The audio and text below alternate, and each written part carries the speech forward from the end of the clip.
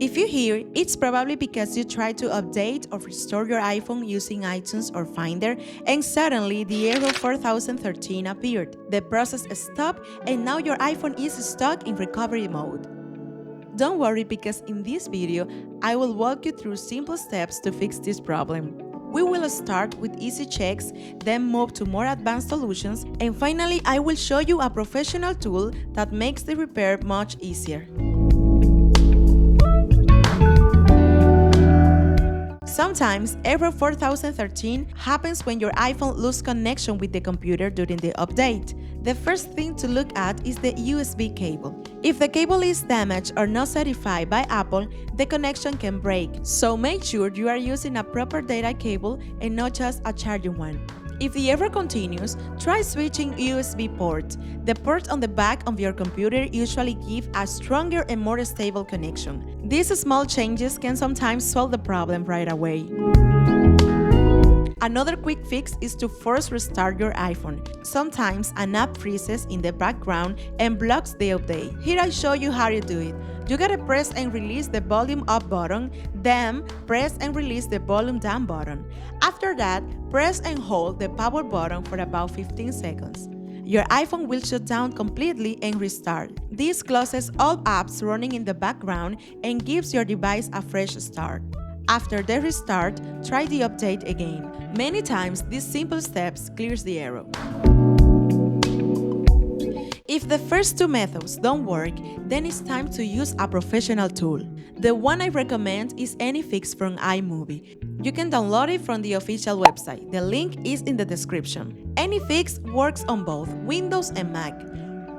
Once we have the software installed, we'll see that we have different options, such as repairing the system, entering and exiting recovery mode with just one click, updating or downgrading the iOS operating system, among other functions.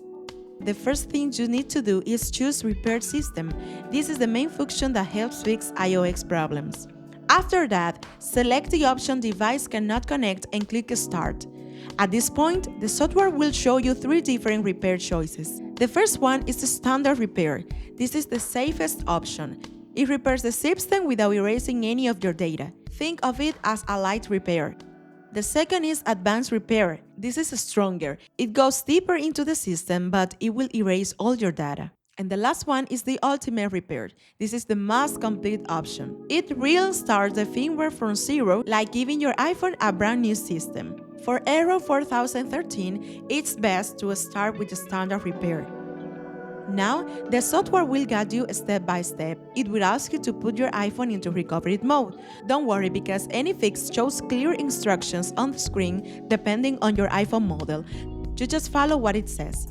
Once your iPhone is in recovery mode, the program will detect it automatically. Then you'll see a screen asking you to download the latest iOS version. You don't need to leave the program or search online, because AnyFix does it for you. Simply choose a folder when you want to save the file, click download, and just wait.